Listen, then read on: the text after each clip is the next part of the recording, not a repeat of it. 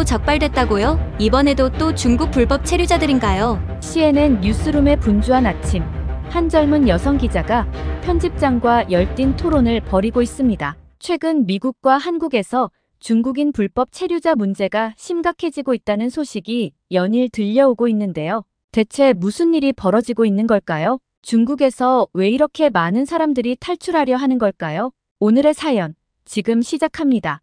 안녕하세요. 저는 CNN 국제부 특파원 그레이스 김입니다. 제가 이 직업을 선택한 건 어쩌면 운명이었는지도 모르겠어요. 한국에서 이민 온 부모님 밑에서 자란 저에겐 늘 두 개의 정체성이 공존했거든요. 미국인이면서도 한국인, 그 경계에 서 있는 제 모습이 때론 혼란스럽기도 했죠. 어릴 적 할머니께서 들려주신 한국 이야기들은 제게 마법 같았어요. 까만 머리에 까만 눈을 가진 사람들이 사는 나라, 천년의 역사를 자랑하는 나라. 그 이야기들은 제 상상력을 자극했고 결국 저를 국제 뉴스의 세계로 이끌었답니다. CNN에 입사한 후 저는 주로 아시아 관련 뉴스를 담당했어요. 그러다 최근 중국발 뉴스들이 제 눈길을 사로잡았죠. 세계 최대 인구를 자랑하던 나라에서 갑자기 인구가 줄어들기 시작했다는 소식, 그리고 중국인들의 대규모 탈출 소식이 들려왔어요. 파나마 정글을 건너 목숨을 걸고 미국으로 향하는 중국인들, 한국에서 난민 신청을 하는 중국인들, 도대체 무슨 일이 벌어지고 있는 건지 이 의문을 풀고 싶어졌죠. 그날도 저는 취재를 위해 현장으로 나갔어요. 그런데 제 눈앞에 펼쳐진 광경은 충격 그 자체였죠. 우리는 더 나은 삶을 찾아 떠나는 겁니다. 한 중국인 남성이 말했지만 저는 고개를 갸우뚱할 수밖에 없었어요. 본인의 조국 중국을 떠나 이런 위험한 여정을 택한다는 게 이해가 되지 않았거든요. 현장을 취재하면서 저는 점점 더 의문이 들었습니다. 이들은 정말 난민인지 아니면 단순히 더 나은 경제적 기회를 찾아 떠나는 이주민인지, 그리고 이런 대규모 이주가 미국과 다른 국가들에 어떤 영향을 미칠지 제 머릿속은 복잡해져 갔어요. 그중 특히 눈에 띄는 건 이들의 조직력이었어요. 마치 잘 짜여진 계획에 따라 움직이는 것 같았죠. 이게 단순한 개인들의 선택인지 아니면 뭔가 더 큰 의도가 숨어 있는 건 아닌지 의심이 들었습니다. 5일간의 정글 취재를 마치고 파나마시티로 돌아오는 비행기 안에서 저는 끊임없이 질문을 던졌습니다. 이런 현상이 다른 나라에서도 일어나고 있을까? 중국과 인접한 한국은 어떨까? 제게 한국은 제 뿌리의 반쪽이자 놀라운 경제 성장과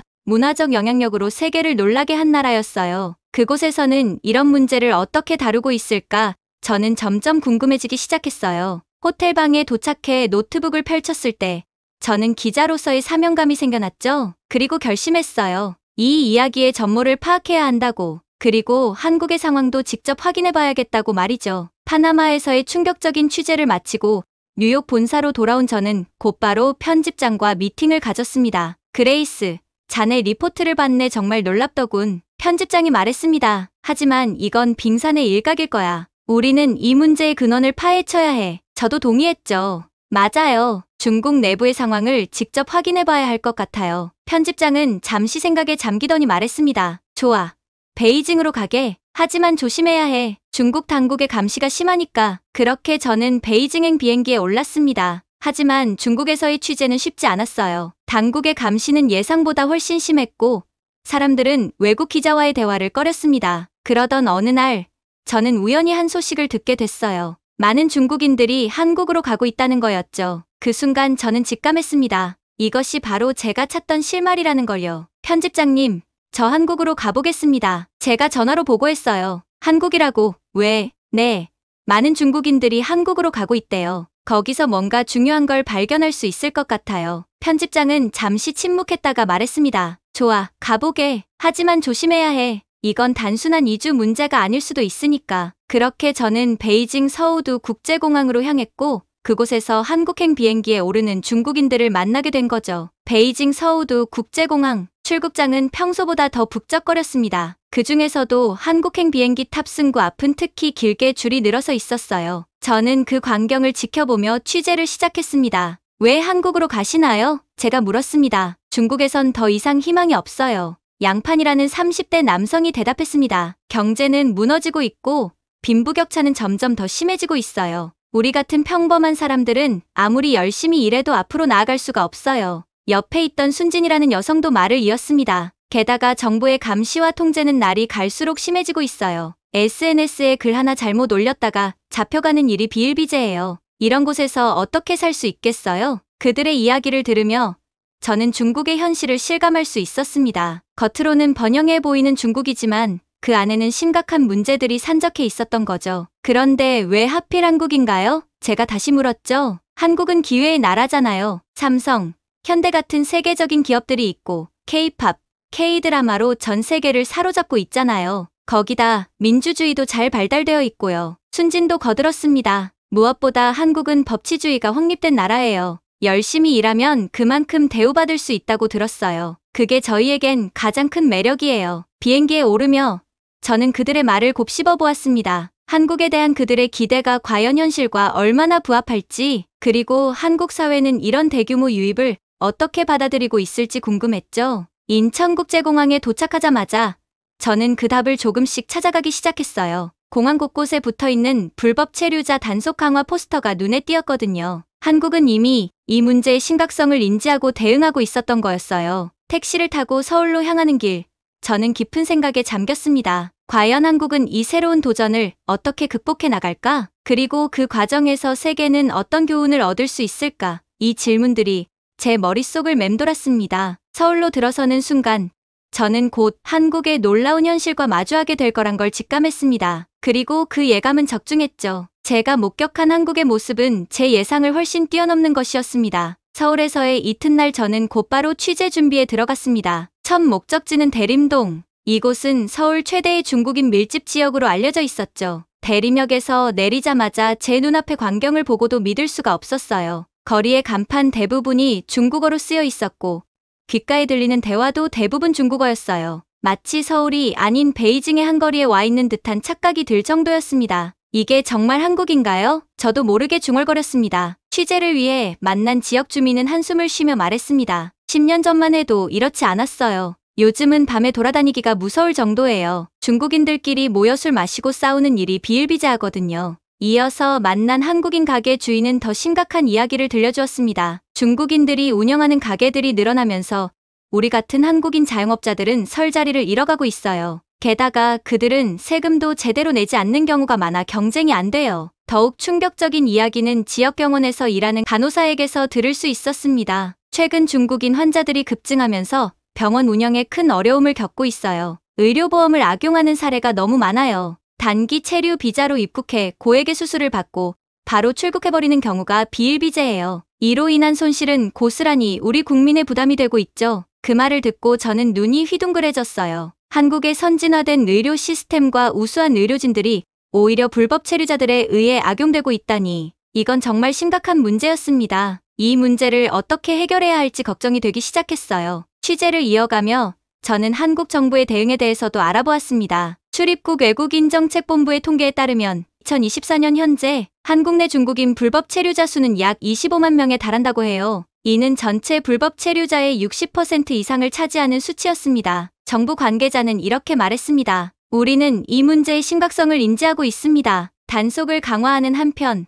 합법적인 체류자들의 권리는 보호하려 노력하고 있어요. 또한 불법 고용주에 대한 처벌도 강화하고 있습니다. 하루 종일의 취재를 마치고 호텔로 돌아오는 길, 저는 깊은 생각에 잠겼습니다. 한국은 분명 큰 도전에 직면해 있었습니다. 하지만 동시에 이 문제를 해결하기 위해 정부와 시민들이 함께 노력하고 있다는 점이 인상적이었어요. 그리고 저는 문득 깨달았습니다. 이것이 바로 한국의 힘이구나. 어려움 앞에서도 포기하지 않고 문제를 정면으로 마주하며 해결책을 찾아가는 그 끈기와 지혜, 그것이 한국을 여기까지 이끌어온 원동력이 아닐까 생각했죠. 다음 날부터는 더 깊이 있는 취재를 해야겠다고 다짐하며 저는 내일의 일정을 계획하기 시작했습니다. 취재를 이어가던 중 저는 서울의 한 일자리 센터를 방문하게 되었습니다. 그곳에서 만난 한국인 청년의 이야기는 제 마음을 무겁게 만들었어요. 대학을 졸업하고 1년 넘게 취업을 준비하고 있어요. 그런데 요즘은 중국인들과 경쟁해야 해서 더 힘들어요. 김 씨가 한숨을 쉬며 말했습니다. 그들은 더 낮은 임금에도 기꺼이 일하려고 해요.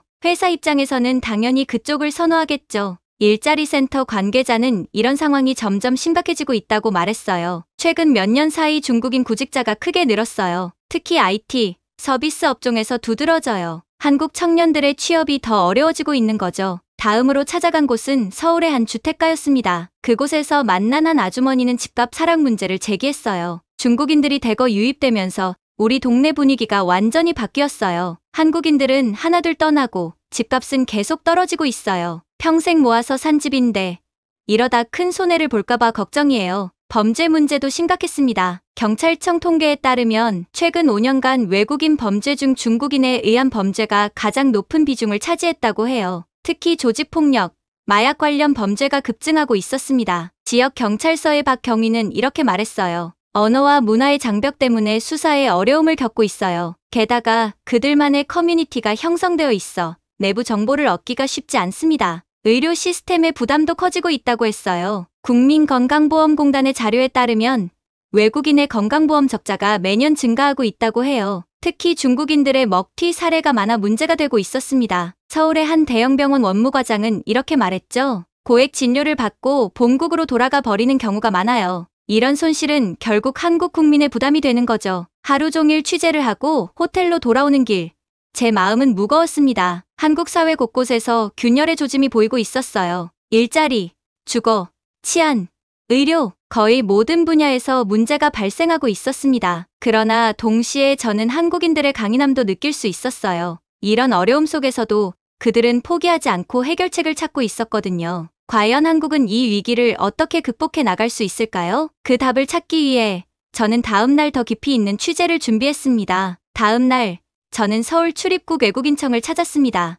이곳은 난민 심사와 불법 체류자 단속을 담당하는 최전선이었죠. 거기서 만난 김 과장님은 깊은 한숨을 내쉬며 말했습니다. 최근 몇 년간 중국인들의 난민 신청이 폭증했어요. 하지만 대부분이 경제적 이유로 온 가짜 난민이에요. 이들이 난민 심사 기간 동안 불법 취업을 하는 경우가 많아 큰 문제가 되고 있습니다. 실제로 통계를 보니 충격적이었어요. 2024년 기준으로 중국인 난민 신청자의 9%가 불인정 판정을 받았다고 합니다. 그런데도 계속해서 난민 신청이 늘어나고 있었죠. 가장 큰 문제는 심사 기간 동안 이들을 관리하기가 너무 어렵다는 거예요. 김 과장이 말을 이었습니다. 인력과 예산이 부족해서 제대로 된 관리가 불가능해요. 그 틈을 타 많은 이들이 불법 취업을 하고 있죠. 이어서 만난 단속반 박 팀장님은 현장의 어려움을 토로했습니다. 불법 체류자들의 은신수법이 점점 더 교묘해지고 있어요. 게다가 인권단체들의 반발도 심해서 단속이 쉽지 않습니다. 박 팀장님의 말에 의하면 일부 인권단체들은 불법 체류자 단속이 인권침해라며 반대하고 있다고 해요. 하지만 그는 이렇게 반문했습니다. 그럼 우리 국민의 권리는요? 불법 체류자들 때문에 일자리를 잃고 범죄 위험에 노출되는 국민들의 인권은 어떻게 보호해야 할까요? 법조계에서도 이 문제에 대한 우려의 목소리가 나오고 있었어요. 자료를 조사해보니 서울중앙지방법원의 한 판사 또한 불법 체류자 관련 범죄가 증가하고 있어요. 특히 조직폭력, 마약 사건이 많아지고 있는데 이들을 효과적으로 처벌하기가 쉽지 않습니다. 추방에도 다시 들어오는 경우가 많거든요. 라고 인터뷰를 했더라고요. 그리고 정부의 대응에도 한계가 있어 보였어요. 법무부 관계자는 불법 체류자 문제 해결을 위해 단속도 강화하고 자진 출국 유도 정책도 펼치고 있습니다. 하지만 근본적인 해결책이 되지는 못하고 있어요. 국제 관계나 경제적 요인 등 고려해야 할 것들이 너무 많거든요. 라고 하더라고요. 취재를 마치고 나오면서 저는 깊은 고민에 빠졌어요. 법치주의 국가인 한국이 이런 복잡한 문제를 해결해 나가는 과정이 쉽지만은 않을 것 같았죠. 불법 체류자들의 인권과 국가의 법질서, 그리고 국민의 권리 사이에서 균형을 잡는 것은 매우 어려운 과제일 거예요. 그럼에도 불구하고 한국의 역사를 돌이켜보면 이런 위기 상황에서도 항상 발전해온 저력이 있었더라고요. 한국인들의 지혜와 끈기, 그리고 위기 앞에서 하나로 뭉치는 단결력이 그 원동력이었죠. 이런 한국의 저력을 생각하니 이번 위기 역시 현명하게 극복해낼 수 있을 거라는 확신이 들었어요. 앞으로 한국이 이 문제를 어떻게 해결해 나갈지 그 과정을 더욱 깊이 있게 취재해야겠다고 다짐했죠. 한국의 대응 방식과 그 결과는 분명 전 세계에 중요한 교훈을 줄 수 있을 것 같았어요. 한국에서의 마지막 날, 저는 인천국제공항에 섰어요. 출국장으로 향하는 길에 문득 뒤를 돌아봤죠. 지난 몇 주간 제가 목격한 한국의 모습이 스쳐 지나갔어요. 분명 어려운 상황이었지만 한국인들의 끈기와 지혜로운 대처 방식을 보며 희망을 느꼈던 순간들이 떠올랐죠. 비행기에 오르면서 이런 생각이 들었어요. 한국이라면 분명 이 위기를 잘 극복해낼 거야. 그들의 대응 방식은 다른 나라들에게도 좋은 본보기가 될 수 있겠어. 긴 비행 동안 저는 지금까지의 취재 내용을 정리하며 미국에 돌아가서 어떻게 이 이야기를 전할지 구상했어요. 한국의 경험이 미국에도 도움이 될 수 있을 거란 확신이 들었거든요.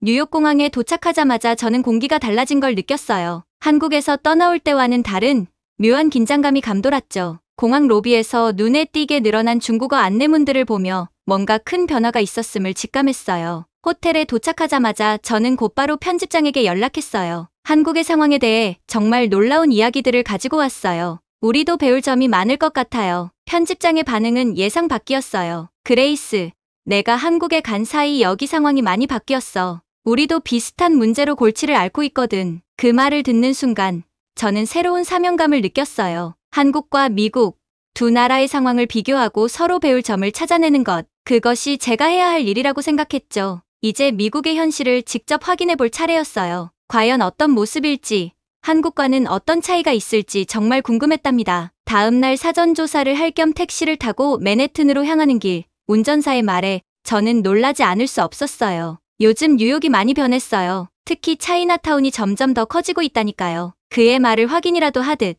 타임스퀘어 근처에 도착하자 눈에 띄게 늘어난 중국어 간판들이 제 시선을 사로잡았어요. 호기심에 한 중국 식당에 들어가 물어보니 주인의 대답에 또 한 번 놀랐죠. 최근 1년 사이 손님의 절반 이상이 중국인이 됐어요. 대부분 불법 체류자들이죠. 국경 순찰대의 존슨 대원과 통화해보니 상황이 심각했어요. 작년에 비해 중국인 불법 입국자 수가 10배 이상 늘었어요. 국경 통제가 거의 불가능한 수준이에요. 이민국 통계를 확인해보니 놀라운 수치가 나왔죠. 2024년 한 해 동안 약 50만 명의 중국인이 미국에 불법 입국했다는 거예요. 이는 전체 불법 이민자의 30%를 차지하는 엄청난 숫자였어요. 뉴욕의 한 고등학교를 방문했을 때 교장 선생님의 말씀이 충격적이었죠. 올해 신입생의 2%가 중국인 학생들이에요. 대부분 부모가 불법 체류자죠. 학교 운영에 큰 부담이 되고 있어요. 의료 시스템의 부담도 커지고 있었어요. 뉴욕의 한 대형 병원 원무과장은 이렇게 말하더라고요. 중국인 환자들이 급증하면서 응급실이 마비되는 경우가 많아요. 보험이 없는 경우가 대부분이라 병원 재정에도 큰 타격을 주고 있죠. 미국 노동부의 보고서를 보니 더 심각한 상황이 드러났어요. 저임금 직종에서 중국인 불법 노동자들이 급증하면서 미국인들의 일자리가 크게 위협받고 있다는 거였죠. 그리고 저와 친분이 있는 경찰관이 중국인 범죄 조직이 급속도로 세력을 확장하고 있어요. 특히 사이버 범죄, 마약 밀매 분야에서 그들의 활동이 두드러지고 있죠. 이 모든 상황을 지켜보면서 문득 한국에서 봤던 광경들이 떠올랐어요. 마치 거울을 보는 것 같았죠. 두 나라가 직면한 문제가 너무나 비슷했거든요. 하지만 한 가지 큰 차이점이 있었어요. 바로 대응 방식이었죠. 한국은 이 문제에 대해 훨씬 더 체계적이고 효율적으로 대처하고 있었어요. 불법 체류자 단속, 의료보험 제도 개선, 일자리 보호 정책 등 다양한 측면에서 한국의 대응이 더 빠르고 효과적으로 보였죠. 특히 한국의 첨단 기술을 활용한 출입국 관리 시스템이 인상적이었어요. 얼굴 인식 기술, 빅데이터 분석 등을 통해 불법 체류자를 효과적으로 찾아내고 있었거든요. 이런 생각을 하다 보니 문득 아이디어가 떠올랐어요. 미국이 한국의 사례를 배워야 하지 않을까? 양국이 협력한다면 이 문제를 더 잘 해결할 수 있지 않을까? 편집장에게 이 아이디어를 제안했더니 그가 흥미롭다는 반응을 보였어요. 좋아. 그레이스, 한국과 미국의 상황을 비교 분석하는 특별 시리즈를 만들어보지. 양국의 협력 가능성도 탐색해봐. 이렇게 해서 저는 새로운 프로젝트를 시작하게 됐어요. 한국과 미국, 두 나라의 경험을 통해 불법 체류자 문제에 대한 해결책을 찾아가는 일이 시작된 거예요. 이 프로젝트가 어떤 결과를 가져올지 저도 정말 기대가 됐어요. 며칠 뒤 저는 기획안을 제출했어요. 불법 체류자 문제, 한국에서 답을 찾다라는 주제로요. 취재를 하면서 이런 생각이 들었어요. 불법 체류자 문제는 한 나라만의 문제가 아니라 전 세계적인 숙제라고요. 하지만 한국처럼 똑똑하게 대처한다면 충분히 해결할 수 있을 것 같았어요. 이제 새로운 일이 시작됐네요. 한국과 미국의 경험을 비교하고 더 좋은 해결책을 찾아보는 거예요. 취재를 거듭할수록 문제의 심각성이 더욱 와닿았어요. 중국인들의 무분별한 불법 체류가 미국 사회 곳곳에 악영향을 미치고 있었죠. 취재 중 만난 상원의원은 이렇게 말했죠. 우리는 한국의 강력한 대응을 배워야 합니다. 불법 체류자에 대한 단속을 대폭 강화하고 처벌도 더 엄격하게 해야 해요. 뉴욕 경찰청의 고위 관계자도 비슷한 의견이었어요. 한국처럼 첨단 기술을 활용해 불법 체류자를 철저히 감시하고 추적해야 합니다. 그들이 발을 붙일 수 없게 만들어야 해요. 시민들의 목소리도 들어봤어요. 한 주민이 이렇게 말했죠. 이제 우리 동네가 우리 동네 같지 않아요. 그들이 떠나야 우리의 일상을 되찾을 수 있어요. 이런 여론을 반영해서인지 정부도 움직이기 시작했어요. 국토안보부는 새로운 정책을 발표했죠. 불법 체류자 색출을 위한 특별 태스크포스를 구성하고 고용주에 대한 처벌도 대폭 강화한다고 해요. 한국의 사례가 큰 영향을 미쳤다고 하더라고요. 한국이 불법 체류자 문제를 어떻게 효과적으로 관리하고 있는지 그 노하우를 배우겠다는 거죠. 취재를 마무리하며 든 생각은 이거예요. 불법 체류자 문제는 단호하게 대처해야 한다는 거죠. 그들이 자진해서 본국으로 돌아가도록 만드는 게 최선의 해결책이라고요. 이제 제 특별 기획 시리즈의 마지막 기사를 쓸 차례예요. 중국인 불법 체류자, 고향으로 돌아가야 할 때라는 제목으로요. 이 기사가 사회에 경각심을 주고 실질적인 변화를 이끌어낼 수 있기를 바라봅니다. 오늘 사연은 여기까지입니다. 미국 CNN 특파원 그레이스 김의 한국과 미국의 불법 체류자 문제 취재기 어떠셨나요? 처음에는 단순한 이주 문제로 생각했지만 점차 한국의 뛰어난 대응 능력과 시스템을 발견하게 된 그녀의 취재가 인상적이었습니다. 한국의 효율적인 출입국 관리 시스템과 첨단 기술을 활용한 불법 체류자 대응 방식이 세계적으로 인정받고 있다는 사실에 가슴이 뿌듯해지네요. 특히 신속한 정책 결정과 실행력, 그리고 국민의 안전을 최우선으로 하는 한국의 태도가 국제사회에서 얼마나 모범이 되고 있는지 다시 한번 확인할 수 있었습니다. 여러분은 불법 체류자 문제에 대해 어떻게 생각하시나요? 앞으로 한국이 이 문제를 어떻게 해결해 나가면 좋을지 여러분의 의견을 댓글로 남겨주세요. 감동뭉클에서는 여러분의 소중한 마음을 모아 사연 주인공들에게 전해드리고 있습니다. 여러분 주변에 감동적이거나 재미있는 실제 사연들을 제보받고 있으니 언제든 저희 공식 메일로 제보해주세요. 여러분이 보내주신 사연이 다음 영상의 주인공이 될 수 있습니다. 오늘 들려드린 사연이 마음에 드셨다면 구독과 좋아요 눌러주시고 주변 분들과도 공유해주세요. 여러분의 작은 관심과 응원이 더욱 좋은 콘텐츠를 만드는데 큰 힘이 됩니다. 이상 감동뭉클이었습니다. 끝까지 시청해주셔서 감사합니다. 다음에 더 감동적인 사연으로 찾아뵙겠습니다.